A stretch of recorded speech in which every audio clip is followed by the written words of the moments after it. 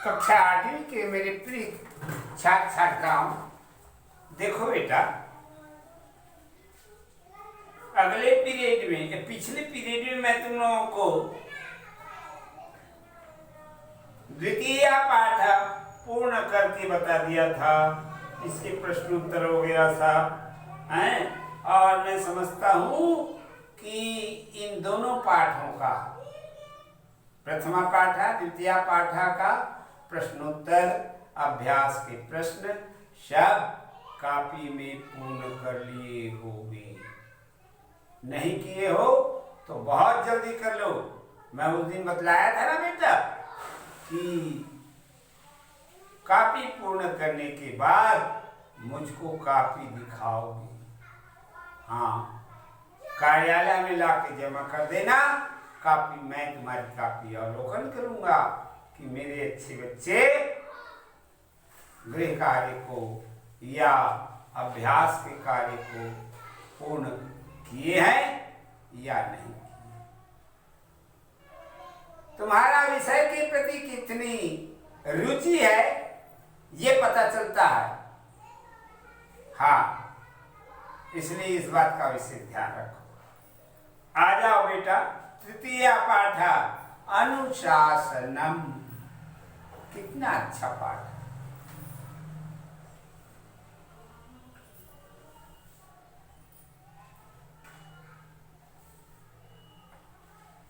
मैं तुम लोगों को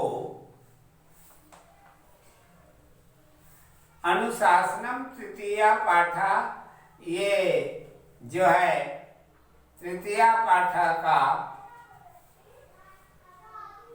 तृतीय क्या है, पाठ क्या है, ये समझाया था।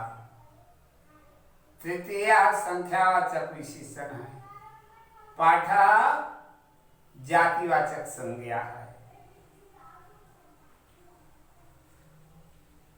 तो पाठ पढ़ते पढ़ते व्याकरण का ज्ञान बहुत जरूरी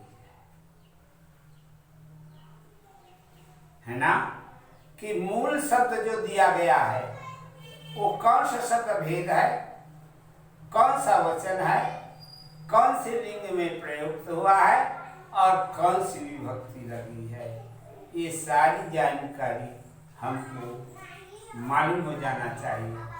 तब ये हमको अनुवाद करने में मदद करेगा। हाँ,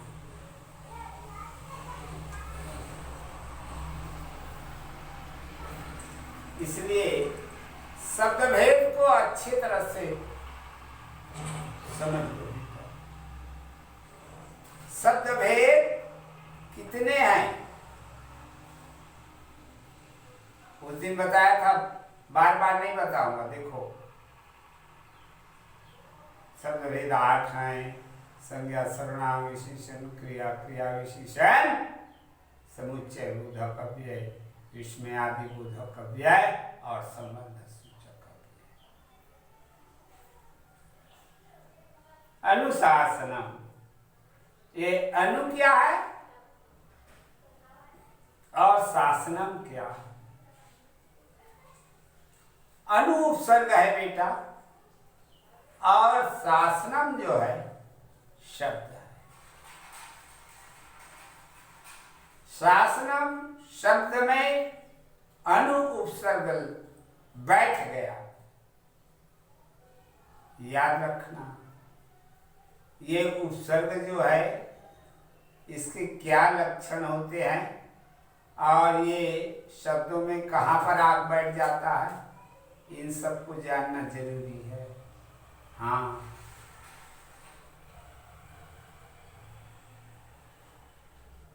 ये अनु एक शब्दांश है, शब्द का छोटा सा। अनु वह शब्दांश है जो शासन शब्द के पहले आके बैठ गया। देख लिए, शासन पीछे बैठा और ये अनु पहले। तो वह शब्दांश जो किसी शब्द के पूर्व आ जा जाकर बैठ जाता है उसको उपसर्ग कहते हैं। ये उपसर्ग की परिभाषा है। समझ में आ गया?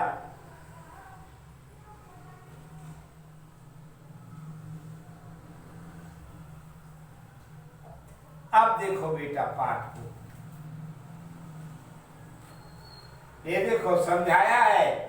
अनुपसर्ग पूर्वकम शास धातो अनुशासनम इति शब्द निर्मित। देखा कि अनुशासनम कैसे बना? तो साहित्यकार ने कहा, विद्वान कहते हैं कि अनु उपसर्ग पूर्वम है, अनु उपसर्ग पूर्वकम सास धातु।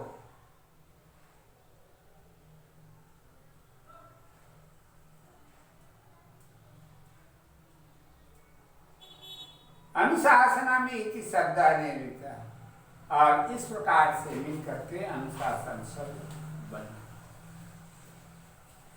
अस्य अभिप्रायः अनुशासन अस्य अभिप्रायः शासनानाम् अनुसरणं नियमपूर्वकं कार्यं वा। देखिए ना, अनुशासनम का कितना समझाया है। शासना नाम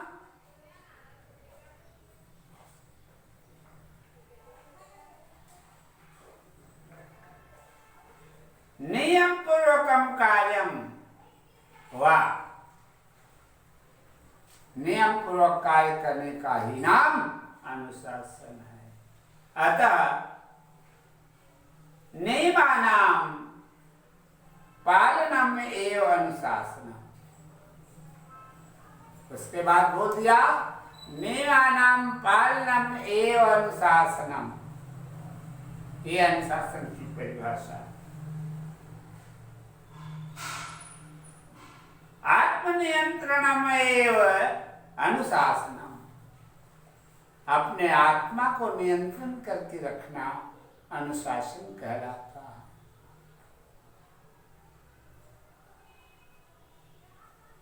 अनुशासनस्य द्वौ भेदौ स्तः। अनुशासन के दो भेद हैं, आंतरिकम बाह्यम च। आंतरिक अनुशासन और बाह्य अनुशासन। ठीक? बाह्य अनुशासनम परिवारेषु विद्यालयेषु च परिलक्ष्यते। देखिए, बाह्य अनुशासनम परिवारेषु, बाहर का अनुशासन परिवार में, विद्यालयों में दिखाई पड़ता है। कैसे ढंग के रहे थे, कैसे दुश्मन से गोठियाते, कैसे दुश्मन से बोलते, ये सब बात अनुशासन ही बताता है। उठे बैठे के जो ज्ञान है बेटा, ये अनुशासन के पालन करते हुए चलना बताता है।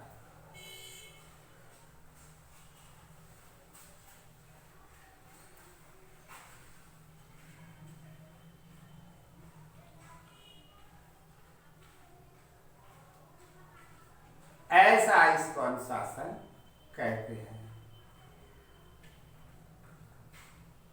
अतः नियमानां पालनम एव अनुशासनम। आत्म आत्मनियंत्रणम एवं अनुशासनम। उसका दूसरा परिभाषा ये हो गया, अपने आत्मा को नियंत्रित करके रखने है, उसी का नाम अनुशासन।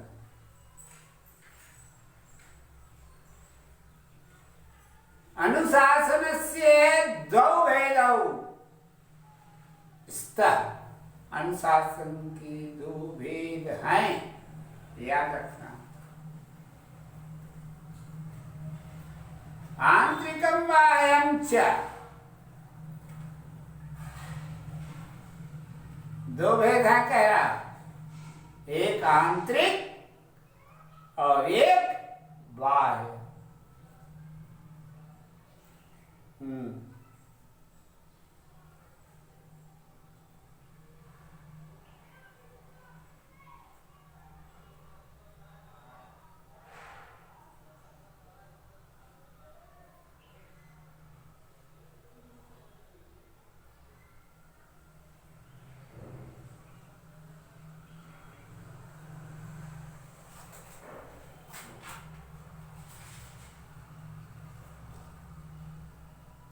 बाह्य अनुशासनम परिवारेषु विद्यालयेषु च परिलक्ष्यते।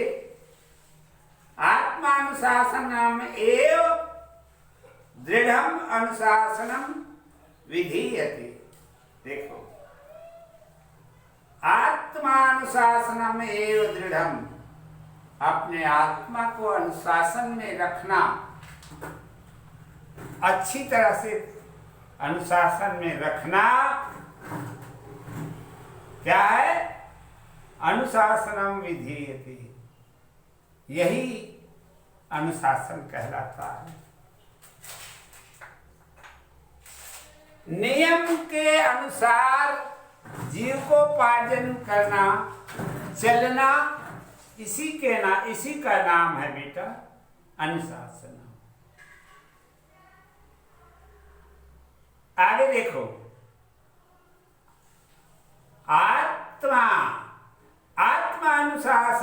अनुशासन शासित मानव संयमशील भवति। हैं, आत्मा अनुशासित मानव कैसा मनुष्य? जिसका आत्मा अनुशासन से चलता है। ऐसे मनुष्य, ऐसा मानव संयमशीला भवति।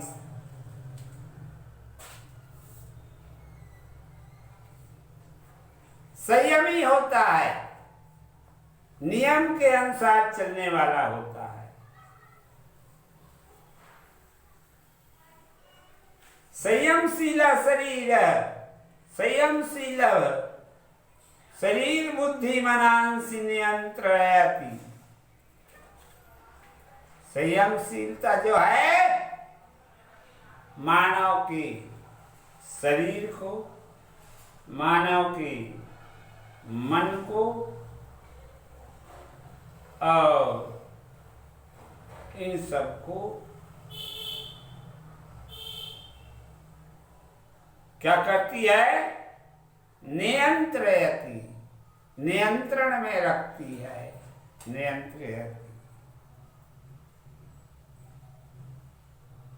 उसका ध्यान रहता है कि यहाँ पर ये माना तो अनुशासन को तोड़ करके तो नहीं भाग रहा। तो इस तरह से संयमशील जो माना होता है वो अनुशासन में ही रहता है। आत्मानुशासनम कल्याण प्रदम अस्ति। आत्मा का अनुशासित में रखना आनंदमय होता है, मंगलमय होता है। अनुशासनम बिना समाज से राष्ट्र सेवा उन्नति। अनुशासन के बिना न तो समाज की और न देश की उन्नति संभव है। वह उन्नति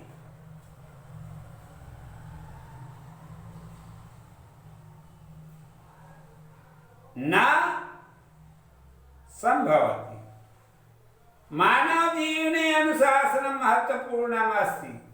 मानव जीवन के लिए अनुशासन बहुत महत्वपूर्ण है। ध्यान से देखो बेटा, एक एक पंक्ति को मैं बोल रहा भी हो और अनुवाद भी बता रहा हूं। ध्यान से देखो। बिना अनुशासन, बिना समाजस्य राष्ट्रस्य वा उन्नति है न भवति। अनुशासन के बिना समाज की या राष्ट्र की उन्नति नहीं हो सकती। मानव जीवने अनुशासनम महत्वपूर्णम अस्ति। मानव जीवन में अनुशासन का बड़ा ही महत्वपूर्ण स्थान है। जैसे सृष्टि कार्यम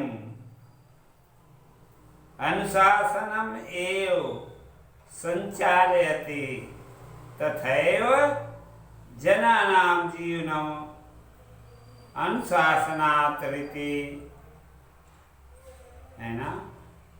जब मनुष्य स्वयं शिष्टाचार करते हुए चलता है तो उनके बच्चे अवलोकन करते हुए देखते हैं कि अरे हमार घर के सियानवन अर्थात हमार से उम्र में बड़े जतिक हैं, सब तो इस तरह से चलते हैं, ऐसा भोजन करते हैं, ऐसा आपस में बोलते हैं। ये सब शिष्टाचार है।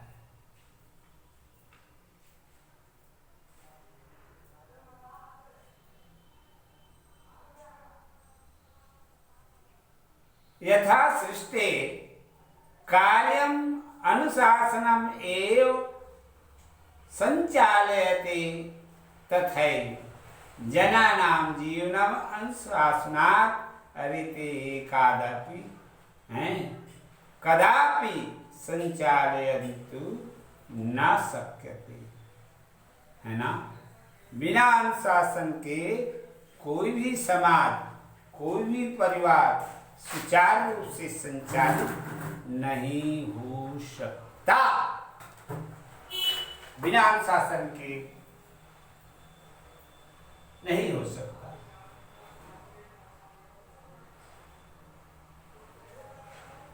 ठीक है?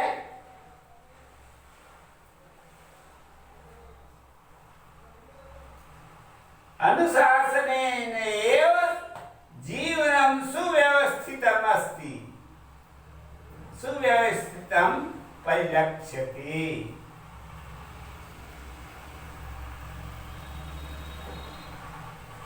अनुशासन से ही जीवन सुव्यवस्थित होता है।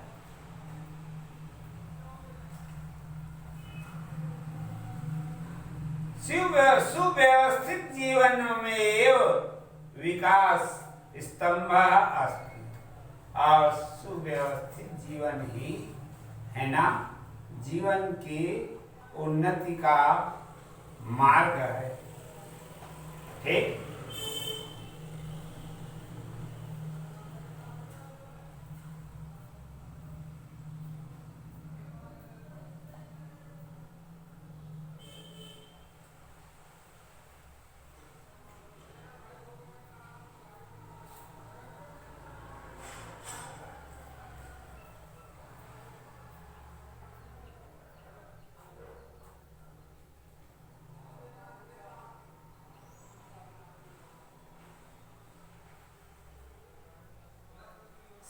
सुव्यवस्थित जीवनम एव विकास स्तंभ अस्ति।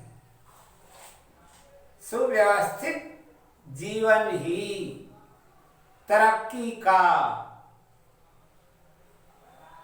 स्तंभ। स्तंभ माने जरिया, सही जरिया है। जो व्यवस्थित जीवन में जीता है उसका ही जीवन सुखमय होता है, अच्छा होता है। ठीक है? हाँ।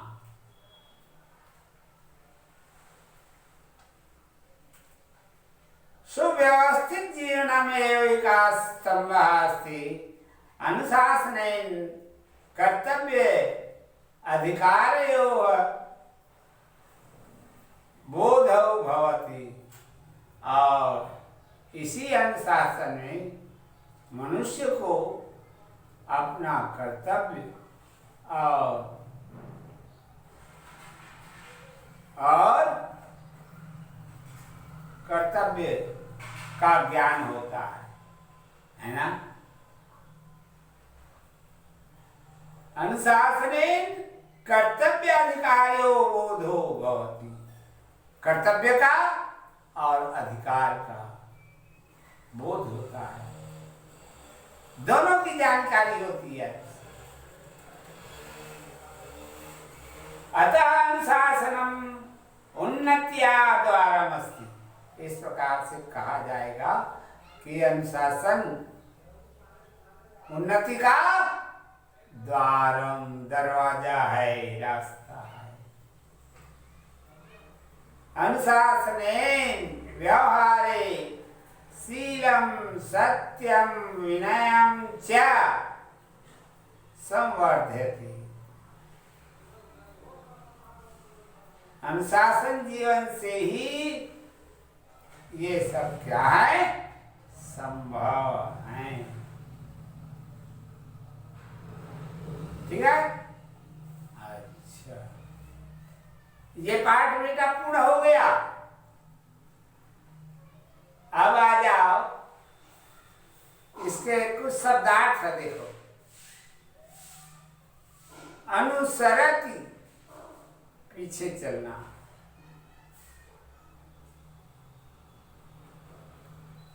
आत्मनियंत्रणम, अपने को वश में रखना। हाँ,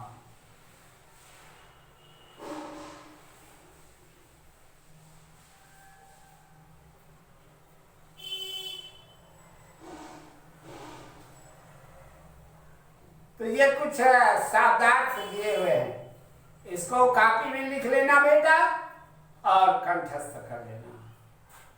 अब देखो इसके अभ्यास के प्रश्नों को। प्रश्न क्रमांक प्रथम, निम्नलिखित प्रश्नों के उत्तर संस्कृत में दीजिए। देख रहे हैं ना? का अनुशासनम इति शब्दः अर्थम निर्मितम कथम हटा के लिखना है। क्या लिखना है? अनुधन शासनम।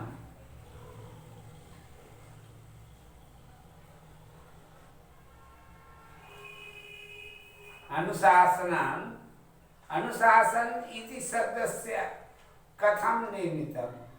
तो अनुधन शासनम मेले अनुशासनम भवति। अनु और शासनम शब्द के मेल से अनुशासनम संभव है। ठीक है? अनुशासनम निर्मति। आत्मा अनुसरित मानव कीदृशः भवति।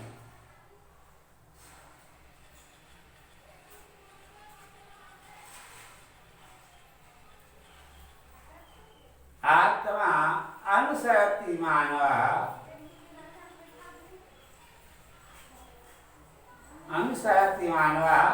अनुशासनम् अस्ति। आत्मा अनुसरति मानवः कीदृशः भवति।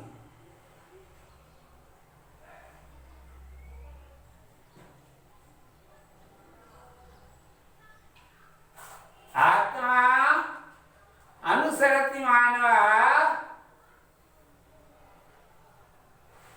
अनुशासन अनुशासित मानवः इति भवति। ग अनुशासनेन किं संवर्धयति संवर्ध्यते किं संवर्धते। तो इधर लिखा है, देख लो प्रश्नों का उत्तर। हाँ,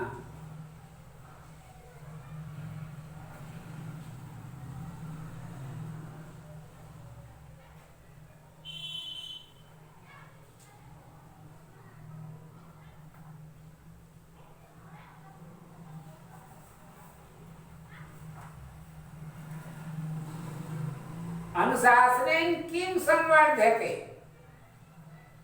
घ अनुशासन प्रिय छात्रः किं प्राप्नोति। अंगा अनुशासन इति शब्देन का उक्ति चरितार्था। ये अंगा तक के ये प्रश्न है, इनका उत्तर देवभाषा संस्कृत में ही लिखने हैं। द्वितीय प्रश्न, रिक्त स्थानों की पूर्ति कीजिए, है ना।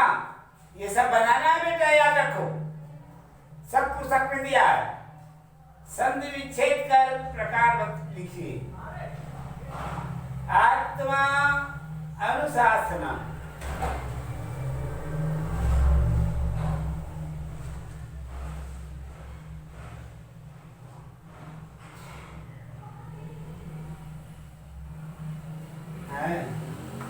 द्वितीय प्रश्न क्या है, रिक्त स्थानों को पूर्ति करो। अतः नियमानां खाली स्थानं शासनम्। ख आत्मानुशासनं खाली स्थान भवति। ग अनुशासनम् उन्नत्याः खाली स्थान अस्ति। घ उच्छृंखल्यं कदापि खाली स्थान न भवति। अनुशासनस्य खाली स्थान सर्वे स्वीकुर्वन्ति। ये शब्द हैं, वाक्य हैं, इसके खाली स्थानों को भरना है, सोच विचार के भरना। जब इसको पढ़ोगे तो पता चल जाता है कि किसका मतलब क्या होता है। प्रश्न क्रमांक 33, संधि विच्छेद कर प्रकार बताइए। आत्मानुशासनम,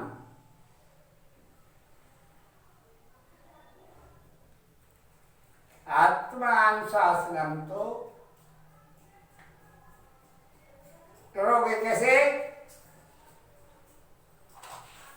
शब्द विच्छेद और शब्द विच्छेद और विकार शब्द ऐसा खाका।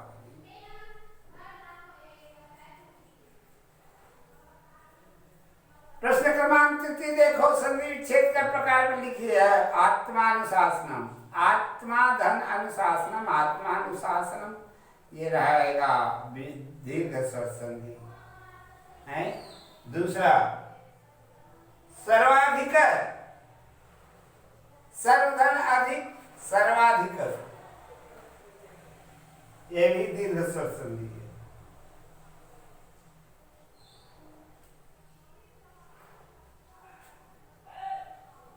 ठीक है। गृह कार्यम,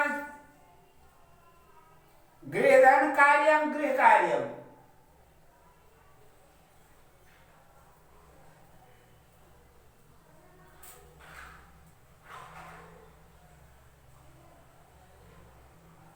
समयानुकूलम, समाधानानुकूलम प्रथमा विभक्ति है ये, तो कहेंगे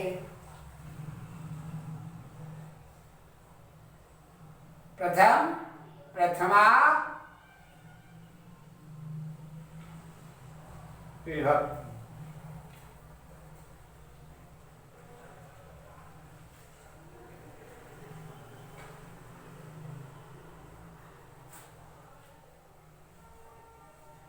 आखिरी देखो, संस्कृत में अनुवाद कीजिए। मानव जीवन में अनुशासन महत्वपूर्ण है। मानवस्य जीवने अनुशासनम महत्वपूर्णं भवति। नियमों का पालन करना अनुशासन है। नियमानां पालनम एव अनुशासनम इति कथ्यते।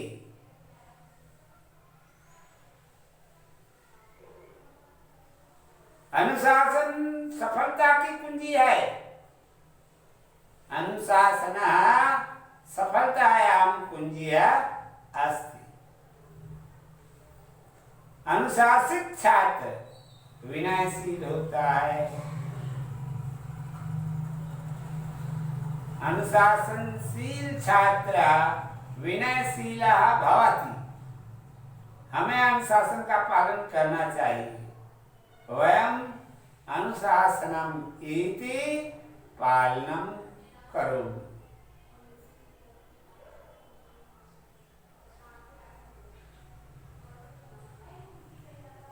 ये पाठ पूर्ण हो गया बेटा। देखो अगले पीरियड में हम तुमको निबंध बताएगा कि देवभाषा संस्कृत में निबंध कैसे लिखते हैं।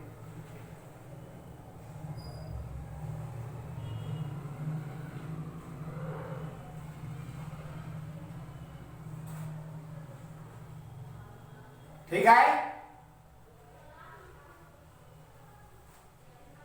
निकाल लो।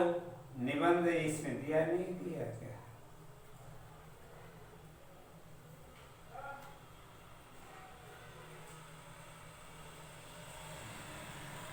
ये दिया है। हाँ, पहला निबंध है बेटा, देखो।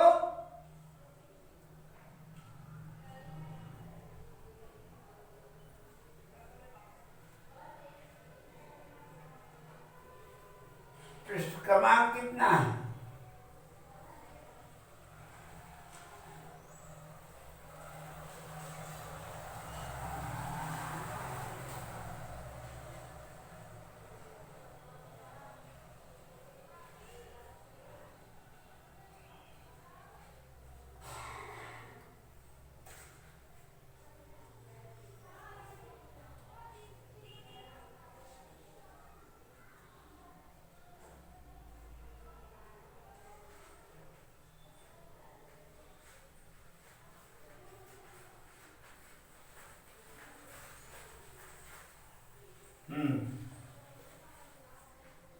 तो ये विद्यालय का निबंध है।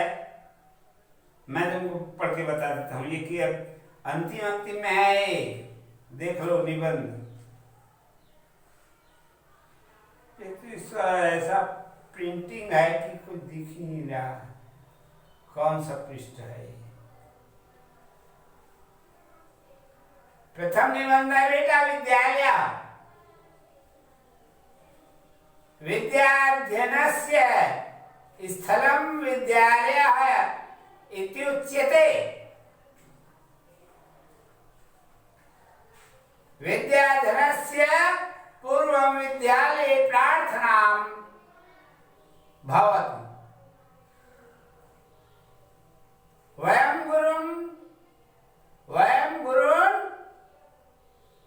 प्रणमामः।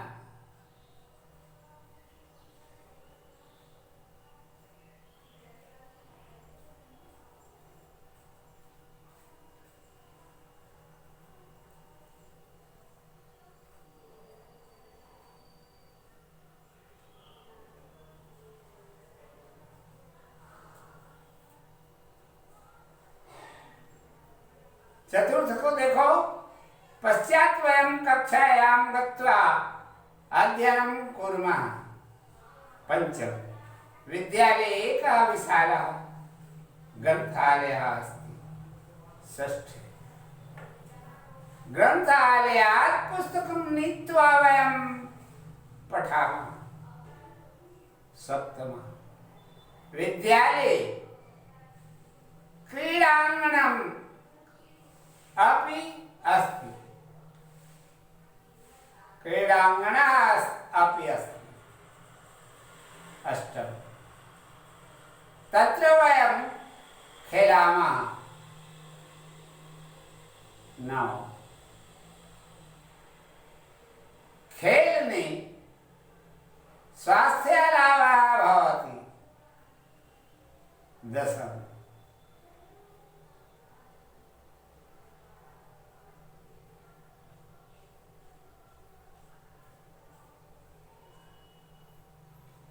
मम कक्षायां 45 छात्राः सन्ति।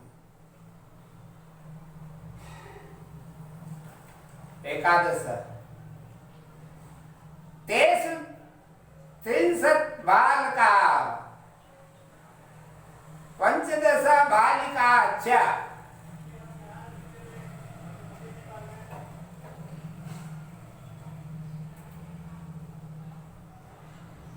तेषां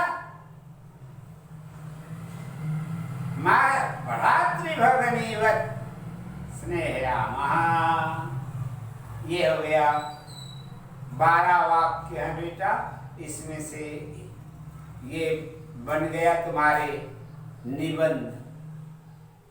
हाँ, इन 12 वाक्यों को जोड़ करके एक निबंध बन गया। तो ये 12 वाक्य कॉपी में लिखना। समझ में आया? और इसके बाजू में अनुवाद भी लिखना है, या नीचे लिखोगे तो भी बनेगा, परंतु निबंध को लिखना और अनुवाद को लिखना। हाँ, ठीक है। अच्छा, ये पाठ तो पूर्ण हो गया और ये निबंध भी पूर्ण हो गया। पाठ को भी पूरा कर लेना, निबंध को भी पूरा कर लेना। ठीक।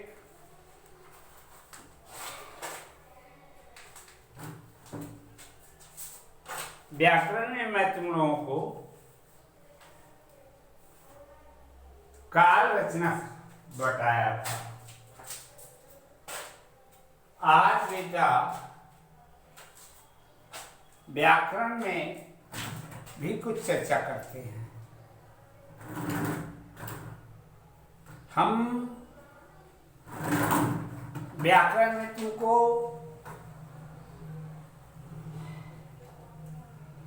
बताएं कि नहीं बताएं? स्वर व्यंजन सब बता दिया।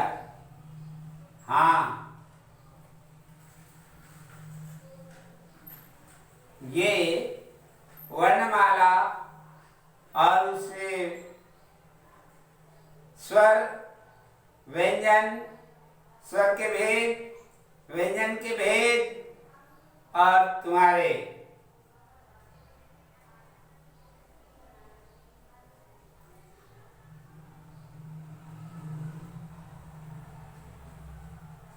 व्यंजनों से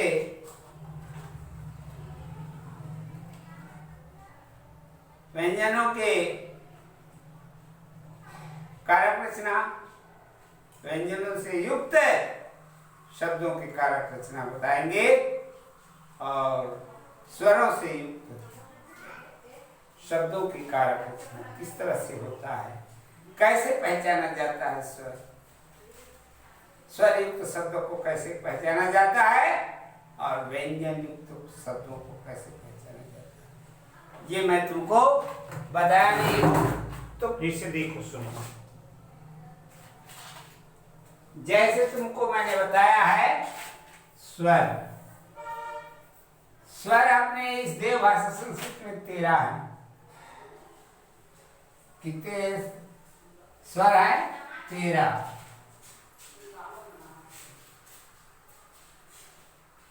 स्वर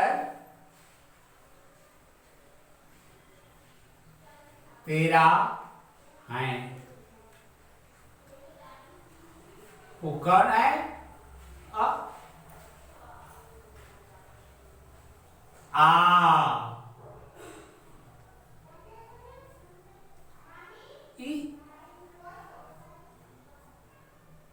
ई,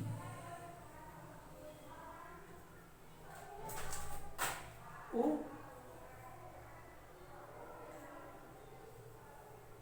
ऊ,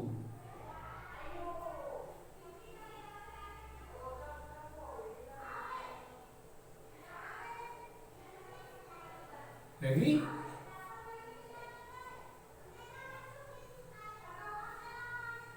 री,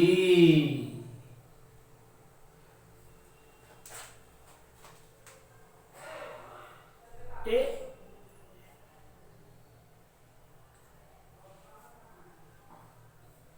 ऐ,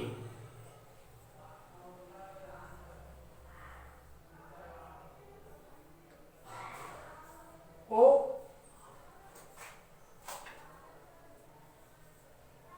आओ। ये पूरा स्वर है। 1 2 3 4 5 6 7 8 9 10 11 12 और एक और है बेटा ली। इसको याद रखना, ठीक है। अब इनका उपयोग बतला देंगे अगले पीरियड में।